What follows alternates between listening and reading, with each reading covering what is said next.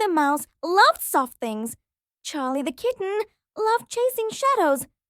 One cold morning, they found a blanket left outside their burrow. It was warm and humming softly. "Is it singing?" Charlie asked. They listened and heard a tiny whistle, like a lullaby.